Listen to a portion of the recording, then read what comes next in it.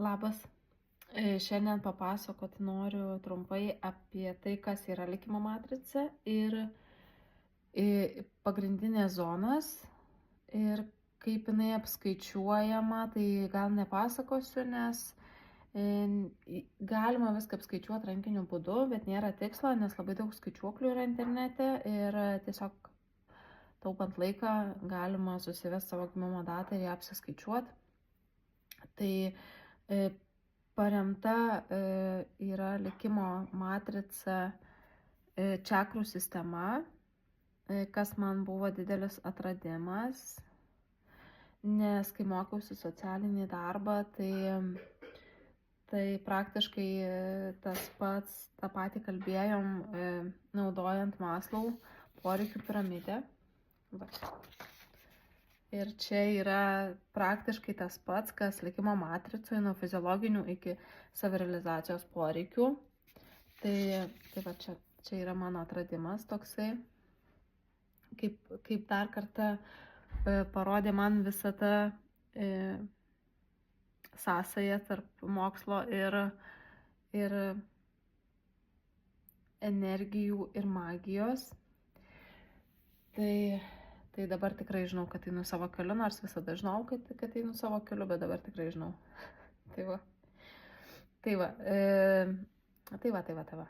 Noriu apie, nežinau, nuo ko čia pradėti. Gal pradėsiu nuo to, kad yra du kvadratai, asmeninis kvadratas ir giminės kvadratas.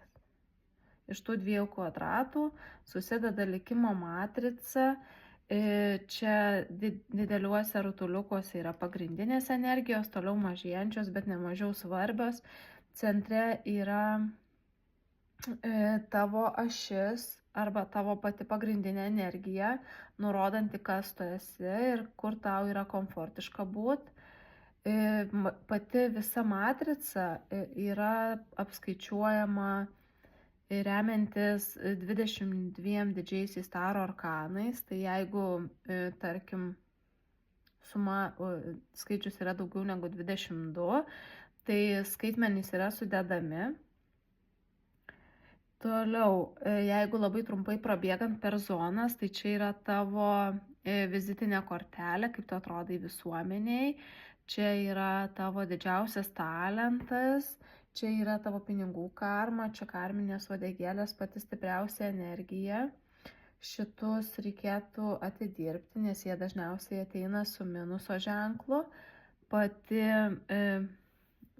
likimo matrica su energijomis man labai patinka tuo, kad ne tik nusako, kas tu esi, kaip tau uždirbti pinigų, kokie tavo santykiai, kas tau šitam gyvenime sunkiausia, kas tu esi, kokie buvo tavo santykiai su tėvais, kokie dabar tavo santykiai su vaikais, kokie tavo talentai, kokios tavo duotybės iš mamos ir tėvo, ką reikia atidirbti. Bet yra dar dvi pusės. Tai yra energijos pliusas ir minusas. Tai čia yra tuo žavu, kad tu žinai energijų pagalba, ką tau padaryti, kad tavo situacija pasikeistų. O padaryti reikia labai nedaug ir tuo pačiu labai daug. Tai reikia energiją iš minuso išvesti į pliusą. Kiekviena energija turi savo minusinę ir pliusinę pusės. Ir tau tiesiog reikia iš minuso pereiti į pliusą ir tavo gyvenimas pagerės. Easy, ne? Tai va, aš irgi taip galvoju. Tik taip, nėra lengva pereiti iš minuso į pliusą, nes visų pirma reikia pripažinti, kad tu esi minuse. Tai va, gal tiek apie pačias energijas, čakrų sistemą pasakiau, ten sveikatos kortelė. Dar yra tikslai. Asmeninis tikslas, kaip tu su savim susipažįsti ir save realizuoji, tada tikslas socialinis, kaip tu save sociume galėtum geriausiai išreikšti. Ir dar pats galutinis, kur tu eini ir kokia tavo misija šitoje žemėje. Tai va, tiek vat susakiau, va taip atrodo nesuskaičiuotas matricas, nesuskaičiuota matrica. Ir pradžiai gal tiek. Tai jeigu įdomu tau, tai gali man parašyti ir aptarsim. Ir klausimų, jeigu turi, tai irgi man gali užduoti klausimą ir lauksiu klausimų ir iki.